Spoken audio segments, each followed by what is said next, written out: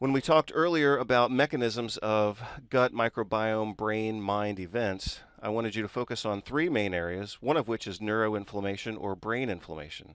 Again, glial activation, microglial activation. So glia includes all of the support cells within the brain and spinal cord, specifically microglia and astrocytes.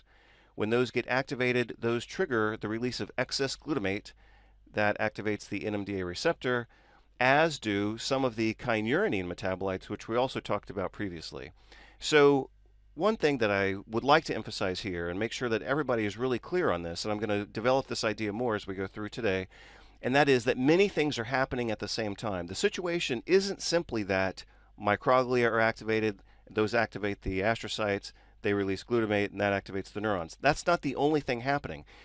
You could say, for example, that if enough inflammation is present, or if enough inflammatory triggers are present to activate that microglia or microglial cell, probably you're going to see some engagement of this kynurenine pathway as well, which I'll review with you again in today's presentation.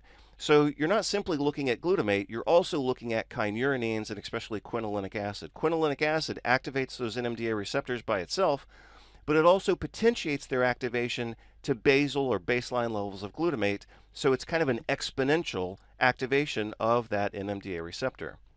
So again, multiple things are happening at the same time. You've got glutaminergic neurotransmission, you've got kynurenines. If the patient has elevated homocysteine, that's also going to activate the NMDA receptor. And then, of course, we have other complicating factors, such as mitochondrial impairment at the very least, and that's certainly one of the more important components. When the kynurenine pathway gets activated, that's of course going to reduce available tryptophan for serotonin as well as melatonin. And melatonin in this conversation is uniquely important because it's a very potent antioxidant and it specifically protects mitochondrial function. It's a very mitochondrially active, we might say, antioxidant.